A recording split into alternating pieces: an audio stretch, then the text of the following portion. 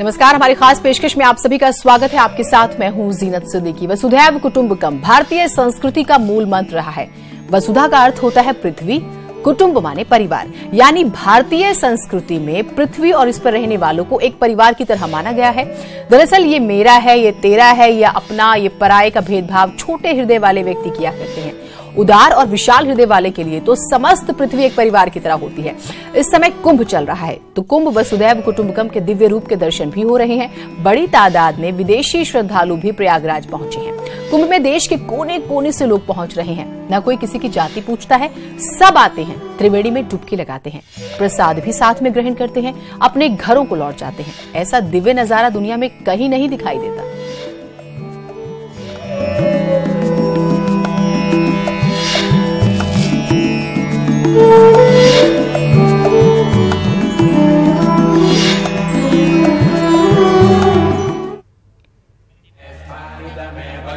कुंभ के निराले रंग हैं। यहाँ हमें एक विदेशी लड़की मिली जिसने प्रयागराज की धरती पर आकर अपने बाल दान कर दिए। कोई पीएचडी कर चुका है तो कोई मास्टर्स की डिग्री ले चुका है, लेकिन इन्हें अपने करियर की नहीं बल्कि शांति की तलाश है।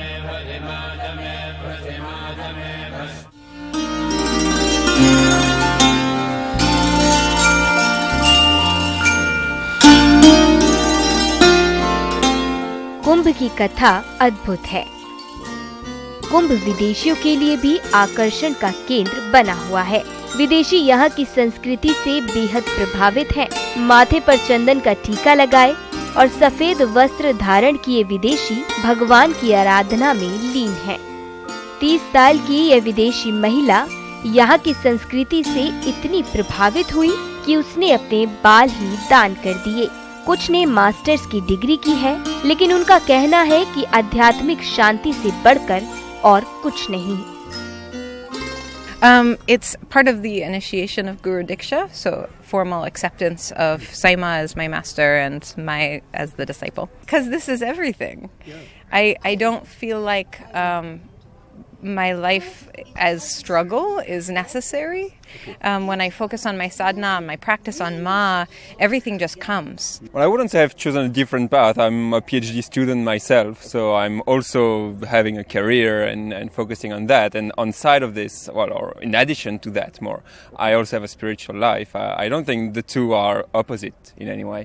Peace inside of me and then peace outside as well. Of course it attracts me, but like he said, it's not opposite to having a career. I mean, both can go together and this is only togetherness. 7 समंदर पार से आए इन श्रद्धालुओं को बस एक ही आस है, शांति है। ये आध्यात्मिक शांति को लेकर घंटों घंटों ध्यान में बैठे रहते हैं। शक्ति धाम में ये विदेशी साईं माँ से मिलकर इस कदर प्रफुल्लित होते हैं जैसे उन्हें साक्षात ईश्वरीय वरदान मिल गया हो। कोई अमेरिका से आया है तो कोई बेल्जियम से, तो कोई किसी दूसरे देश से। देश कोई भी हो, लेकिन हिंदुस्तान आने का मकसद सिर्फ एक है, आध्यात्मिक शांति। आप लोगों के ऊपर जो माथे का तिलक है, हिंदुस्तानी तिलक, ये कितना सुशोभित हो रहा है। और ये सभी जितने भी विदेशी श्रद्धालु हैं माथे पर चंदन का तिलक का लेप करते हैं। और चाहे आपकी बात कर लें, अभिषेक इधर भी दिखाइए किस तरह से माथे पर ये चंदन सुशोभित है, तिलक लगाए हुए हैं। आप भी बेल्जियम से हैं और इन लोगों की शादी हो चुकी है, और लेकिन फिर भी अध्यात्म के रंग में रेना बिरंगी हुई हैं। इन्होंने अपने बाल दान कर दिए हैं, हेयर्स अब नहीं है, लेकिन अध्यात्म का रंग ऐसा है कि ये सब खुशनसीब समझते हैं अपने आप को कि वो ऐसी धरती पर हैं जो धरती तीर्थ राज कहलाती है, जो धरती विदेशियों को खींच लेती है। इस धरती में कुछ न कुछ तो ऐसा है, कोई न कोई ऐसा चुंबक तो है जो 7 समंदर पार से आए इन विदेशियों को आकर्षित कर रहा है। आज का युवा जहाँ करियर की बात करता है, जहाँ कोई डॉक्टर बनना चाहता है, कोई इंजीनियर बनना चाहता है, कोई साइंटिस्ट बनना चाहता है, लेकिन ये लोग शांति की तलाश में हैं और शांति की यही तलाश इनको प्रयागराज की धरती की ओर खींच लाती है। ये है प्रयागराज की धरती का महात्म्य। कैमरा पर्सन अभिषेक शर्मा के साथ उमेश श्रीवास्तव, न्यूज़ 18, कुंभ क्षेत्र, प्रयागराज। तो कुंभ में तमाम संस्कृतियों की झलक ही नहीं, विविधता में एकता की मिसालें भी देखने को मिल रही हैं। आप भी देखिए हमारे सहयोगी नरेंद्र यादव की ये स्पेशल रिपोर्ट। देश के कोने कोने से लोग हैं। मैं दिखाना चाहूँगा ये विदेशी लोग हैं, बाहर से आए हैं, दूसरे देशों के लोग भी यहाँ पे मौजूद हैं। उनकी भी आस्था आप देख सकते हैं कि संगम नगरी में कुंभ पर किस तरीके से स्नान करने के लिए वो इकट्ठा हुए हैं, यहाँ पर आए हैं। घास फूस में आप देख सकते हैं कि बहुत ही आराम की मुद्रा में बैठे हुए हैं और खुश और प्रसन्न नज़र आ रहे हैं, क्योंकि आज उन्हें पवित्र गंगा में संगम में स्नान करने का मौका मिला है। भाषाएं अनेक हैं, रंग भी अनेक हैं, विविधता में एकता है। तो संगम अपने आप में तमाम संस्कृतियों का संगम है। यहाँ पर सब खुश हैं और एक तरीके से देखा जाए तो दिन और रात का भी आभास नहीं होता है। सब उठ रहे हैं, सो रहे हैं, जग रहे हैं, अपना अपना काम कर रहे हैं, लेकिन यहाँ पर आस्था का सैलाब हमेशा बना हुआ है, जो आपको लगातार संगम के कुंभ में देखने को मिलेगा। कैमरामैन संदीप के साथ नरेंद्र यादव, न्यूज़ 18 उत्तर प्रदेश, प्रयागराज। तो वसुधैव कुटुंबकम की हम बात करते हैं, पूरी पृथ्वी और परिवार। और सबसे बड़ी बात यह है जो आप हमारे इस कार्यक्रम के जरिए महसूस करेंगे, आपको प्राउड फील होगा कि आप जिस मुल्क के, हमें कहें कि बाशिंदे हैं, आप जिस मुल्क में रह रहे हैं, वहां पर देखिए कितना प्रेम और कितना स्नेह है। और आपको क्या लगता है दूर दूर के दुनिया भर के लोग हमारे देश में क्यों आते हैं? प्रयागराज में इतना जमावड़ा क्यों लगा हुआ है? लोग इतने खुश क्यों है? कोई बाल दान कर रहा है, कोई अलग तरीके से पूजा पाठ कर रहा है, प्रसाद बांट रहा है। सबको शांति चाहिए और सबको प्यार, और ये यही मिलता है। इस चीज को समझिए, महसूस कीजिए और फख्र कीजिए। शिवानी शर्मा हमारे साथ, हमारी सहयोगी कुंभ से जुड़ रही हैं। रवि भट्ट इतिहासकार हमारे साथ जुड़ रहे हैं। शैलेशानंद जी जो कि महामंडलेश्वर हैं, वो भी हमारे साथ जुड़ रहे हैं। संजय गिरी जी महामंडलेश्वर, वो भी हमारे साथ जुड़ रहे हैं। और आशा प्रिया यूक्रेन की संत हैं। आप सभी का बहुत बहुत स्वागत करते हैं। और शिवानी, क्योंकि आप वहां पर मौजूद हैं, पहली बात तो ये कि आप बहुत खुशनसीब हैं, क्योंकि हम पूरी टीम जो यहाँ पे काम कर रही है वो इन तस्वीरों के जरिए बस आनंद ले पा रही है। दूसरी बात ये, मैं इस प्रश्न के साथ आपके पास आना चाहूंगी कि तमाम दंत कथाएं हैं और भारत जब हम बोलते हैं तो अंदर से आपको एक पेट से सांस महसूस होती है और फक्र महसूस होता है। तो उसके पीछे की वजह, उसके पीछे की कहानियां, तमाम मुल्कों के लोग क्यों आ रहे हैं और यहां पर उन्हें सुकून क्यों मिलता है, आज तमाम चीजें हम अपने दर्शकों को बताना चाहेंगे।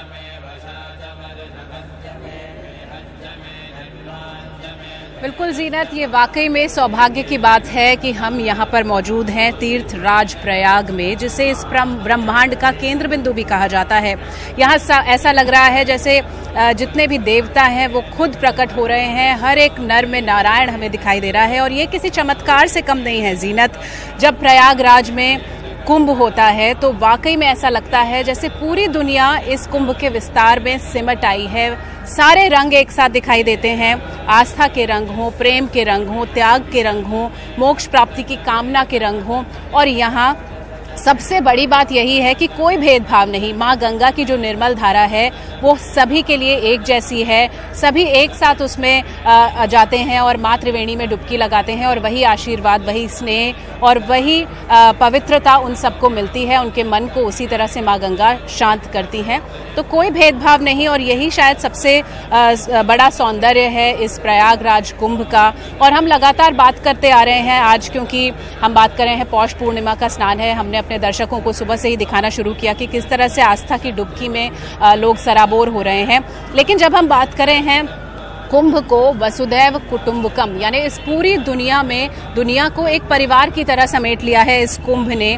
इस तीर्थराज प्रयाग में संगम की रेती पे आप जहां देखते हैं, हर किसी को देखते हैं ऐसा लगता है हमारे ही परिवार का हिस्सा है। और यही वजह है कि इतना आकर्षण है इस कुंभ का कि पूरी दुनिया के लोग दूर दूर से यहाँ पर खींचे चले आ रहे हैं जीनत। तो वाकई में जो आध्यात्मिक वर्णन है वो लगातार हमको अभिसिंचित कर रहा है। अमृत की तरह वो बातें हमें लगती हैं। एक तरफ त्रिवेणी की धारा अमृत की तरह लगती है।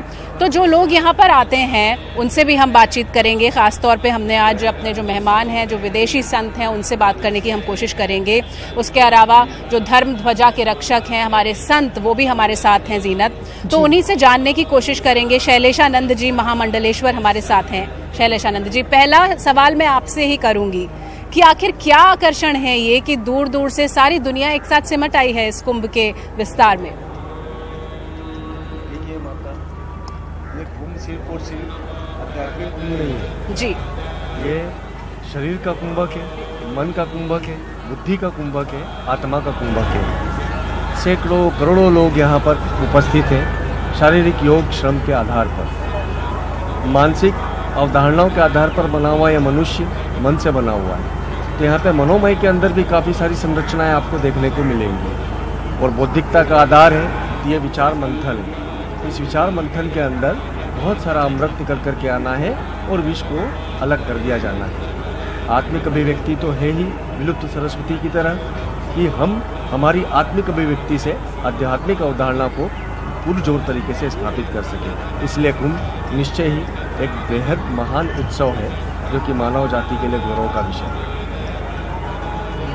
धरा का सबसे बड़ा उत्सव है और सबसे बड़ा समागम है धर्म, संस्कृति, आस्था, विरासत का।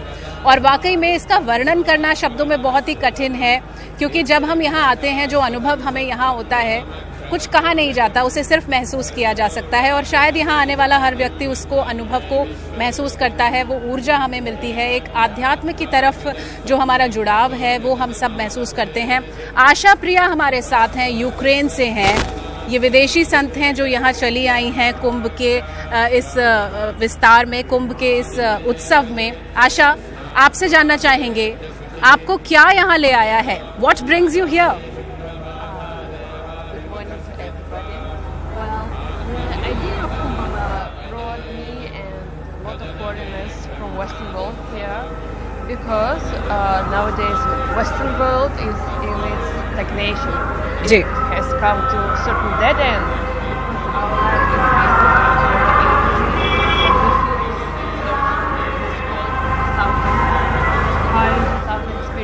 Which lies beyond this physical reality, and people come here because for Western mind, Kumbh Mela, the idea of Kumbh Mela is a point where modern science and Puranas meet in one. बिल्कुल, Because Puranas are beautiful language to describe very, very scientific life. Lies beyond. बिल्कुल।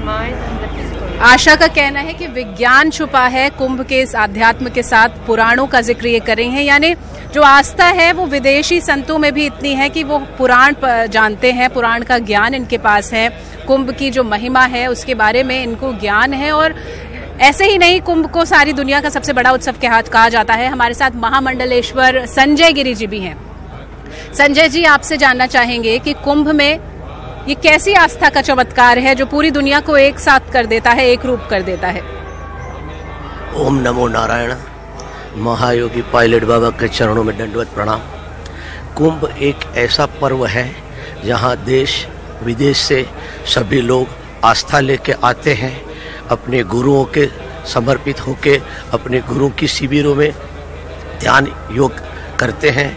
ये कुंभ मानव जाति के लिए एक संदेह है, एकता का प्रतीक है और मानव जाति के कल्याण के लिए देश विदेश से लोग यहाँ इकट्ठे होते हैं, वार्तालाप करते हैं।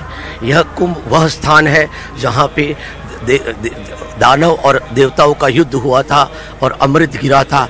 इस जगह पर अलौकिक शक्ति यहाँ आती है, एक दूसरे से मिलती है। योगी पुरुष किस रूप में आके आपको किस तरह के आशीर्वाद देके जाते हैं ये मानव जात को मालूम नहीं पड़ता, पर मानव को संपूर्ण रूप से यहाँ स्नान करने के बाद पवित्रता मिलती है और आशीर्वाद मिलते हैं। ये कुंभ मेला हर 12 साल में एक बार महाकुंभ होता है और 6 साल में अर्ध कुंभ यहाँ प्रयागराज में होता है। प्रयागराज भूमि पर राजा महाराजा साधु संत आते हैं जिनकी दीक्षा होती है और राजयोग कहलाया जाता है। और इस महाकुंभ के पर्व में जो भी मानव लोग अपने गुरुओं के शिविरों में आके गुरु के कहने से मार्ग पे चलते हैं तो उनका निश्चय ही कल्याण होता है। है उसका कल्याण निश्चित है। और त्रिवेणी की धारा में नहाना, उसमें डुबकी लगाना एक अलग तरह की क्रिया है, लेकिन जो प्रयाग की धरती पर जिसने पांव रख दिया, जिसने यहाँ के वातावरण को अपने अंदर ले लिया, वो बिल्कुल धन्य हो जाता है। और यहाँ आना ही इतना महान माना गया है, सभी तीर्थों से ज्यादा फल यहाँ पर मिलता है। और ये शुरुआत कैसे हुई, इसके पीछे हमने बहुत सी कहानियां सुनी है। समुद्र मंथन में कहा जाता है जिस तरह से देवताओं और दैत्यों के बीच में युद्ध हुआ, अमृत कलश की जो बूंदें छलकी वो सबसे पहले प्रयाग की इस पावन धरती पर गिरी और इसीलिए आज भी हमें वो अमृतत्व यहाँ पर महसूस होता है। लेकिन अगर हम प्रमाणों की बात करें, हमारे साथ इतिहासकार रवि भट्ट मौजूद हैं, लखनऊ स्टूडियो से हमारे साथ जुड़े हुए हैं। रवि जी, आपका स्वागत। हम आपसे जानना चाहेंगे कि इतिहास क्या कहता है कुंभ के इस महात्म के बारे में। कब से हुई है ये शुरुआत, कब से इसके प्रमाण मिलते हैं? देखिए, यहाँ पर एक बहुत मज़ेदार बात मैं आपके साथ साझा करना चाहूँगा कि हिस्ट्री और मैथोलॉजी ये आपस में ओवरलैप करने लगते हैं जब हम कुंभ की बात करते हैं, और वो that's line between these two is very thin. वैसे जैसा कि अभी पहले भी वक्ता हमारे पहले जो इसमें भाग ले रहे हैं उन्होंने कहा कि इसका पुराणों में भी इसका जिक्र मिलता है, पर इसका इंड अप्रत्यक्ष रूप से इसको 16th सेंचुरी BC से भी मिलने शुरू हो जाते हैं इसके प्रमाण। उसके बाद में आके लेकिन जो प्रामाणिक प्रमाण जो उसको मिलते हैं वो मिलते हैं जाके शिलादित्य के ज़माने से 1617 से 1647 के बीच में। उसके बाद में जैसा कि मान्यता है कि आदि गुरु शंकराचार्य ने इसको 18th सेंचुरी के अंदर इसको शुरू करा था, और उसके बाद हम जब और इसके और आगे हम बढ़ते हैं तो हमको जिक्र मिलता है जदुनाथ सरकार the famous historian, he also mention, वो भी इस बात को मेंशन का उल्लेख करते हैं कि 1236 के आसपास नागा क्लैशेस वहाँ पर हुए थे। उसके बाद में हम जब इधर आते हैं और आगे बढ़ते हैं तो एक किताब है जिसका नाम है खुलासाते तवारीख और तारीख, जिसको आप कह सकती हैं, जो कि पब्लिश हुई थी 1695 के अंदर। इसके बाद बिस्ताने मुजाहिब किताब हुई थी पब्लिश 1640 में, और चहचर गुलशन हुई थी आपकी किताब 1759 के अंदर। इन तीनों के अंदर इसका जिक्र मिलता है। यहाँ पर कालिदास ने भी इसका अपने उसमें जिक्र करा, जैसा कि हम लोग इसको, लेकिन इसको प्रमाणिक तौर पे इसको जो स्टार्टिंग इसको अगर आप मानेंगे तो इसको आप मानेंगे 1868 से। इसके अलावा मराठा रूलर जो शिंदे थे उन्होंने भी इसको कहना चाहिए उज्जैन के अंदर इसकी अप्रत्यक्ष रूप से शुरुआत करी थी। और यहाँ पे जो मज़ेदार बात है कि प्रयाग के अंदर जो जिसको आप आज देख रहे हैं, तो भारत के अंदर, भारतवर्ष के अंदर जैसे दुनिया के अनेकों हिस्सों में होता है कि मेलों की परंपरा बहुत पुरानी रही है, कि मेले आर्थिक और व्यापारिक दृष्टिकोण से एक मानव समाज की आवश्यकता रही है। पहले बड़े बड़े बाजार नहीं होते थे, बड़े बड़े आपके वो नहीं है कहना चाहिए मॉल्स नहीं होते थे, तो इन मेलों के अंदर ही व्यापार हुआ करता था। तो भारत के अंदर भी ऐसा था। माघ मेला यहाँ के जो इलाहाबाद का बहुत पुरानी परंपरा है। कुछ विद्वानों के अनुसार ये माघ मेला यहाँ हुआ करता था, लेकिन बाद में प्रयागवाल ब्राह्मण्स ने इसके अंदर वो जो पौराणिक जो कथा है, सुर की कथा, और जहाँ से कलश से 4 अमृत की बूंदें गिरी थी उसको उन्होंने इससे जोड़ लिया अपने, क्योंकि इसके महत्व को बढ़ाने के लिए, जैसा कि कुछ विद्वानों का इसको लेके कहना है। तो यहाँ पर आप इन दोनों के हिस्ट्री और मैथोलॉजी भी जो ओवरलैप करते हुए ये इसकी हिस्ट्री है।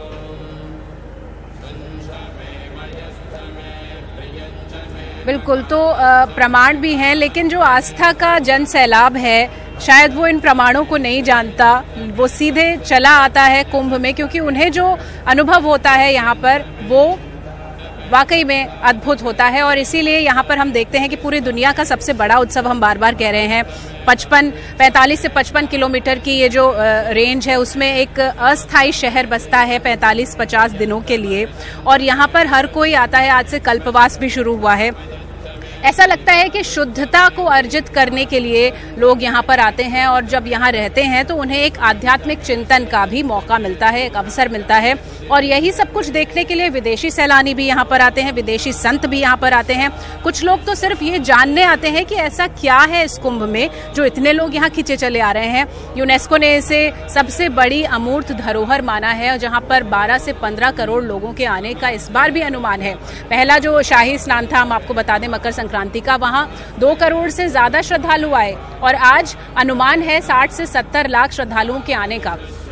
लेकिन ये जो पूरा विस्तार है कुंभ का, जिसकी हम बार बार बात कर रहे हैं, लगातार ये उत्सव चल रहा है, इसमें बहुत सारी चीजें ऐसी हैं जो हमें अपने बारे में बताती हैं कि हम आखिर कहाँ से आए, हम कहाँ से ये सब कुछ आध्यात्म शुरू हुआ, क्या इसकी महिमा है। और आज के दिन में, आज जब हम शायद उतने आध्यात्म से नहीं जुड़ पाते हैं, तो क्यों आज हमें जरूरी है कुंभ जैसे उत्सव से जुड़ना, ताकि हम एक बार जान सकें कि आखिर इसका क्या महत्व है, क्या विज्ञान है, क्यों इसकी महिमा इतनी है कि आज भी हमें इसकी आवश्यकता है। और इसी सब पे बात करने के लिए हमारे साथ लगातार हमारे मेहमान भी जुड़े हुए हैं।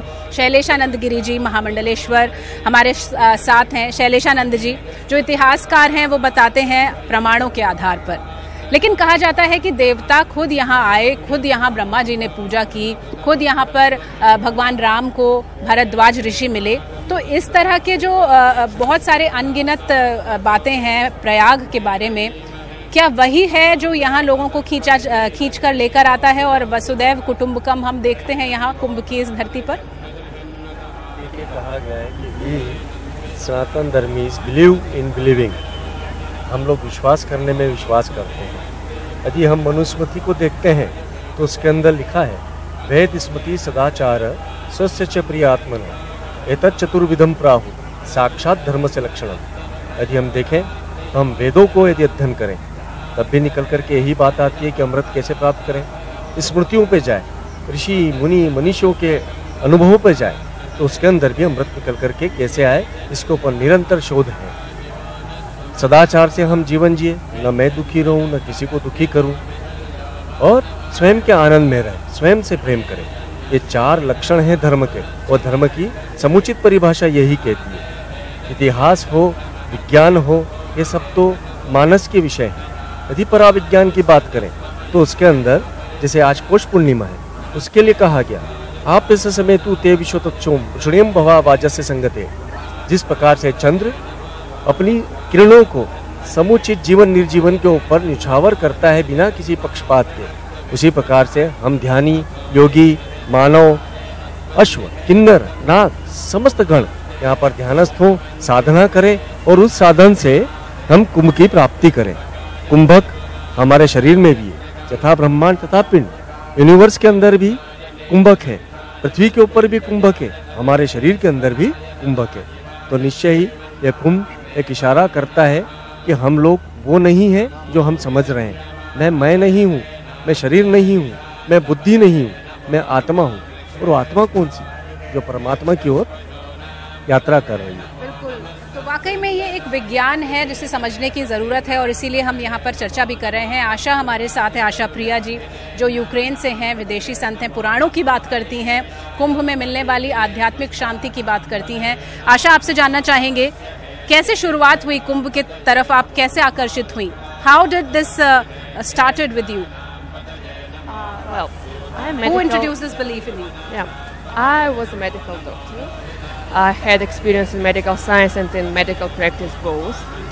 And once, 2014, I went to India with great curiosity, and I was very, very lucky to be present at seminar of my present Guruji, Pavel Baba.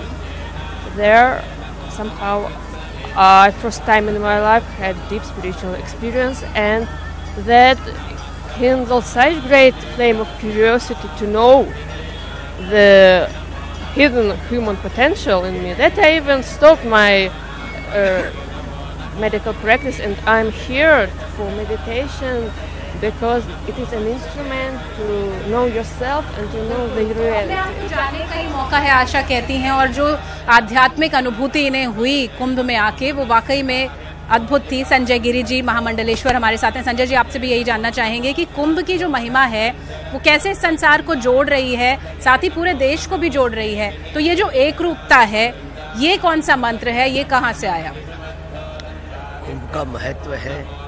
कुंभ के अंदर देश विदेश से लोग आते हैं, अलग अलग जात पात के लोग आते हैं। यहाँ कुंभ मेले में न जाति देखी जाती है, सब शिष्य लोग अपने गुरु के पीछे पीछे चले आते हैं। गुरु ने निमंत्रण करते हैं। गुरु ही एक आकर्षण है जो सब मानव जात को खींच के अपने पास ले आता है। हम भी महायोगी पायलट बाबा के शिष्य हैं। हमारे कैंप में भी देश विदेश से लोग बाबा के गुरुत्वाकर्षण आकर्षण की वजह से खींचे आते हैं। मानव जात है वो एक दूसरे को मिलने के बाद उत्साह प्रेरित करती है, एक दूसरे में खुशी बांटते हैं, और इसी तरह कुंभ का महत्व है। और कुंभ में आने से सब जाति का कल्याण होता है, जीवन का भी कल्याण होता है। तो वाकई में जो कुंभ की महिमा है वो अद्भुत है। यहाँ सिर्फ किसी एक देशवासी के लिए नहीं, संपूर्ण ब्रह्मांड वासियों के लिए उत्सव है और शायद उसी का अनुभव यहाँ पर लोग करते हैं। किसी एक जाति के लिए, किसी एक धर्म के लिए नहीं है। सभी लोगों को उतना ही यहाँ आने के बाद पवित्रता प्राप्त हो रही है, वही आध्यात्मिक ज्ञान मिल रहा है। हर तरफ आप देखते हैं कुछ ना कुछ सीखने को मिलता है। और जैसे हमारे साथ विदेशी सैलानी हैं, ये भी कह रही हैं कि जो हमारे अंदर का जो शक्तियाँ हैं वो उसको पहचान पाएं यहाँ कुंभ में आकर। और वाकई में अद्भुत है ये कुंभ, क्योंकि यहाँ सारे देश के तो लोग आ ही रहे हैं, विदेशी लोग भी यहाँ पर आ रहे हैं। हम आपको बता दें कि पिछला जो कुंभ हुआ था उसमें लगभग 1500 विदेशी संतों ने दीक्षा ली थी और इस बार भी ये अनुमान है कि काफ़ी ज़्यादा जो लोग हैं वो यहाँ पर आएंगे और आध्यात्मिक दर्शन के जो का ज्ञान है वो यहाँ पर लेकर जाएंगे। रवि भट्ट जी हमारे साथ लखनऊ से मौजूद हैं। रवि जी, पूरी दुनिया कैसे इस जो कुंभ है, कुंभ को एक्सेप्ट कर रही है, इसको मान रही है, और क्या इतिहासकार इस बात पर भी चर्चा कर रहे हैं कि ये जो कुंभ है पूरी दुनिया को कैसे एक रूप बना रहा है? क्या इस पर भी आपका चिंतन है? ये आपने बहुत अच्छी बात कही, जो आपने जो लास्ट सेंटेंस बहुत अच्छा आपने बोला। देखिए, एक यक्ष प्रश्न से आप कह सकते हैं, एक शाश्वत और परपेचुअल एक प्रश्न है। वो प्रश्न हमेशा हर व्यक्ति के सामने होता है जिसके अंदर जरा भी मानसिक तौर पे चिंतन की प्रक्रिया से गुजरता है। वो ये है कि हम कौन हैं, हम कहाँ से आए हैं, कहाँ जाना है, ये जो कुछ भी दिख रहा है वो कैसे है, क्यों है। ये प्रश्न महान फिलोसफर, चाहे ग्रीक फिलोसफर, चाहे इंडियन फिलोसफर्सों से लेके और एक रिक्शा खींचने वाले, एक सड़क का आम आदमी तक के जहन में किसी न किसी रूप में जरूर आता है। केवल जो पढ़े लिखे लोग होते हैं बड़ी परिष्कृत भाषा के अंदर इस प्रश्न को पूछते हैं या बात करते हैं, हम कहाँ से आए, कहाँ जाना है।